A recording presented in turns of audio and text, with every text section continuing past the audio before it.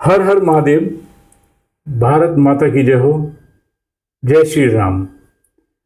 अगर आपके जेब में कोई छोटा सा चाकू निकल जाता है, चाहे आपने वो फल काटने के लिए लगा हो, तो आपको जेल हो जाती है।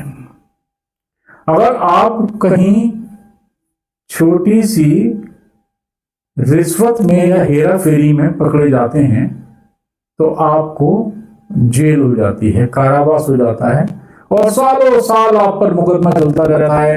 30-40 साल जवानियां निकल जाती हैं आपकी, बुढ़ापे पे आ जाते हैं।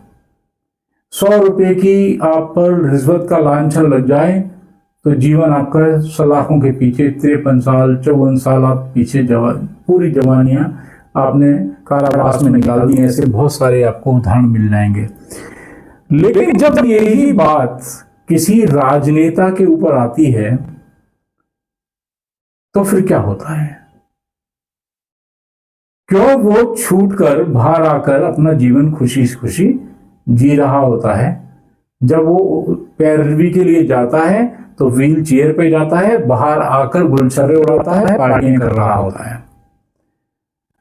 जब यही कोई न्यायाधीश नोटों के साथ में, बंडलों के साथ में, जले हुए नोटों के साथ में पकड़ा जाता है तो उस पर कोई कार्रवाई नहीं होती है।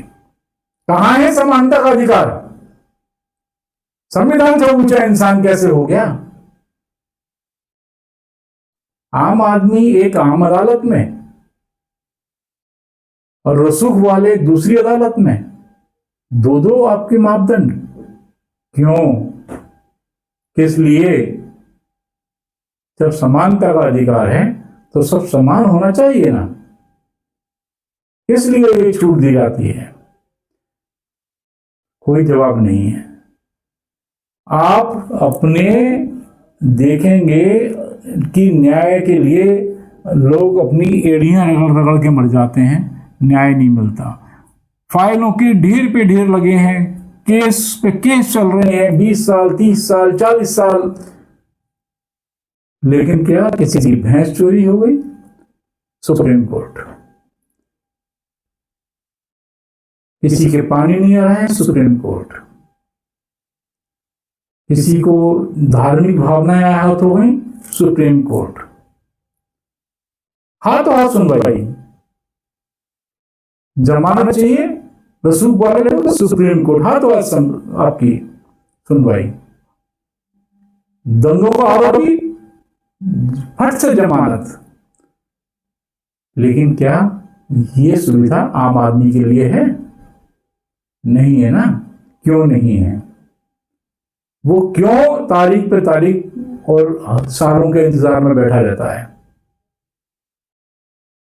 इसमें न्यायालय राष्ट्रीय राजनीति की महत्वाकांक्षा पाले हुए बढ़ रहा है। कोई भी व्यक्ति समाज का न्यायालयों से विमुख होता जा रहा है, उम्मीद छोड़ने लगा है। आप एक राजनीतिक मापदंड को तैयार कर नहीं पा रहे कि एक राजनीति की विशेष योग्यता, शैक्षिक योग्यता क्या होनी चाहिए। जैसे आप एग्जाम देकर, परीक्षा देकर अधिकारी बनते हैं ना, वैसे ही आप परीक्षा देकर न्यायाधीश बनिए, चाहे वो हाई कोर्ट के हो या सुप्रीम कोर्ट के। यहां एक सत्ता तंत्र नहीं चलेगा, राजतंत्र नहीं चलेगा, कॉलिजम सिस्टम नहीं चलेगा। कॉलिजम सिस्टम में आप एक ही तरीके की विचारधारा को आगे लेके चले आते हैं। जिस देश में न्यायाधीशों में भी आरक्षण मिल होता हो, जहां न्यायाधीश आरक्षण के हिसाब से चुने जाते हों, उस देश में न्याय अनारक्षित होता है। कभी भी वो सुरक्षित नहीं होता, असुरक्षित ही रहेगा। बहुत ही गंभीर विषय है। इस देश को खोखला कोई कर रहा है तो वर्ण व्यवस्था के तहत दिया जाने वाला आरक्षण बहुत ही दुखद है, बहुत ही निंदनीय और विचारणीय विषय है। सोचिएगा जरूर। आपकी जय हो, धर्म की जय हो, सनातन धर्म की जय हो, भारत माता की